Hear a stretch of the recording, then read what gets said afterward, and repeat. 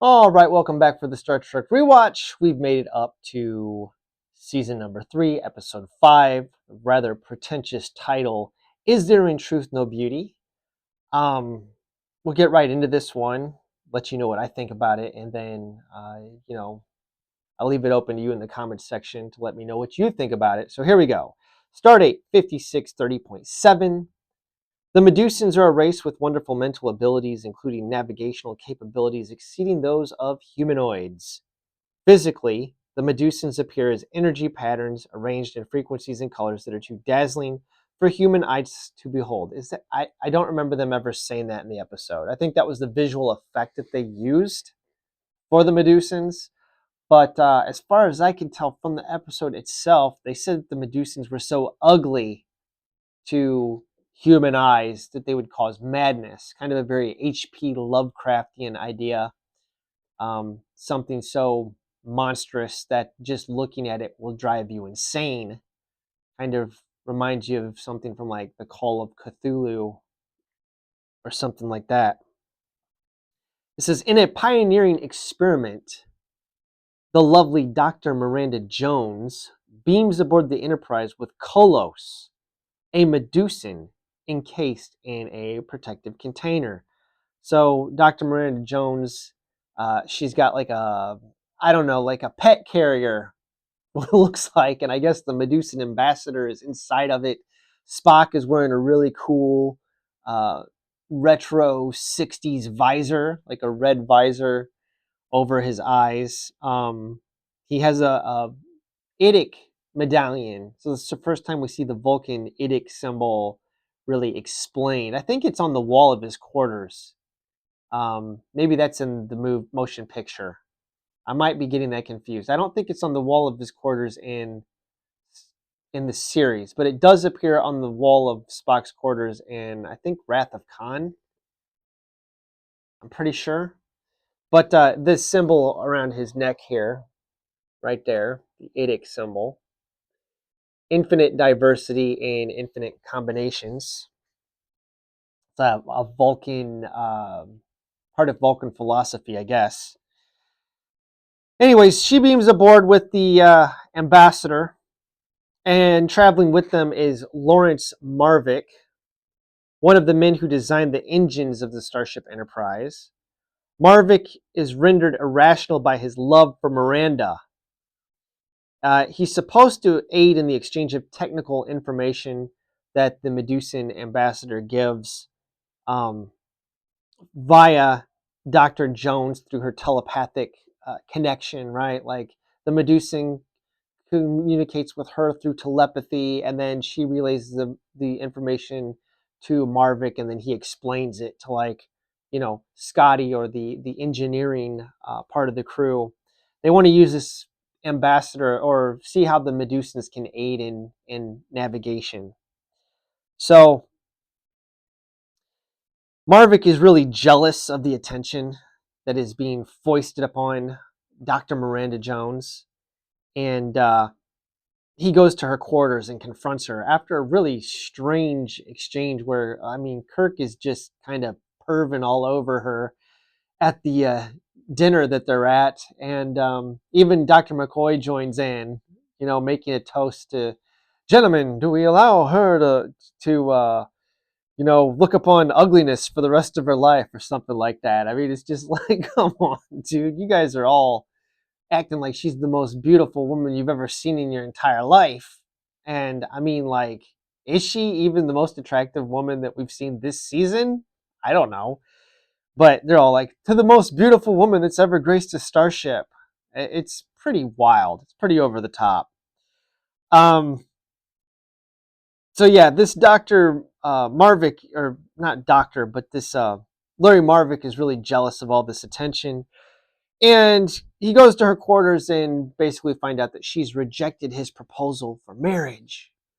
At which point he attempts to kill the Medusan ambassador.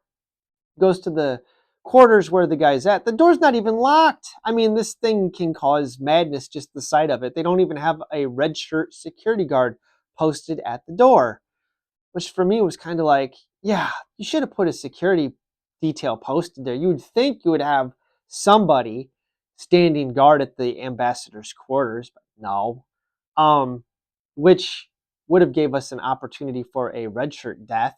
I mean, if Marvick like killed a guy on his way to murder the ambassador, but sadly, no red shirts died in the making of this episode.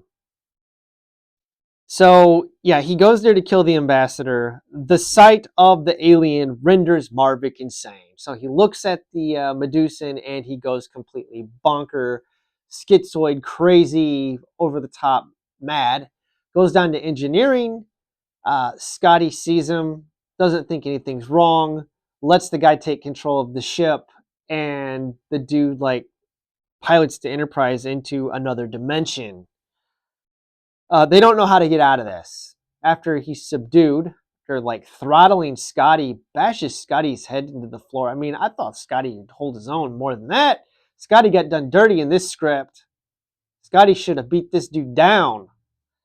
But Spock ends up donning a protective visor, and he mind melds with the Medusan ambassador, whilst Kirk is throwing the Mac down on Dr. Jones to distract her. The Medusan shared consciousness. Spock and the Medusan take control of the console, like the navigational control, and pilot the ship back into Federation space. And then they separate from each other, but Spock forgets to put the visor on. He looks at the ambassador and he goes completely insane, in which you get like a fisheye view of the camera. He starts beating up everybody on the bridge until Kirk stuns him. They take him to a sick bay, at which point Kirk confronts Dr. Jones. She's the only one that can help him, and basically accuses her of being jealous. Kind of an awkward scene. I don't know. But, you know, he's like confronting her with her ugliness, right? And so she then helps Spock, or reaches down into his consciousness through a meld and guides him back to sanity. And as a result, she also, through linking with Spock, is able to now share a consciousness with the Medusan ambassador, which is something she couldn't do previously. So it all ends happy. And she goes on her assignment with him. Spock is restored to normal. We find out in the final reveal that she is completely blind. That's why she's able to look at the ambassador with no visor on. She has no power of sight. She has a outfit. Her dress has a complex like sensor web on it that gives her the ability to see objects and judge distances. So overall, it was an okay episode. For season 3, I thought it was pretty good. I mean, it's I don't think maybe anything is going to be as bad in The Children Should Lead. That was probably that's probably the worst episode of the season. So I think we got the ultimate stinker Rooney out of the way. We'll have some other stinkers, but I don't think anything is quite as bad as that one. I think. I don't know. Anyways, this one was, I would put this slightly above average, all right, for a Star Trek episode. The lack of red shirt deaths really bothers me. We've had what, two red shirt deaths this season so far. The guys that got beamed into space. So we had the opportunity for some red shirt death here, but we didn't get it. So yeah, that's a bummer. Somebody's dropping the ball. This script needed to rewrite. I need my red shirt deaths, please. Let's get that kill count up. All right, let me know what you think about this one below. We'll say that the Catherine, or what was her name? Dr. Jones in this episode, played again by Diane Mulder, right? We saw her in a previous episode, Return to Tomorrow. She's playing a different character here. But yeah, most fans will realize that she plays Dr. Catherine Pulaski in season 2 of Star Trek The Next Generation. So she's kind of a pretty big deal in the Star Trek fandom.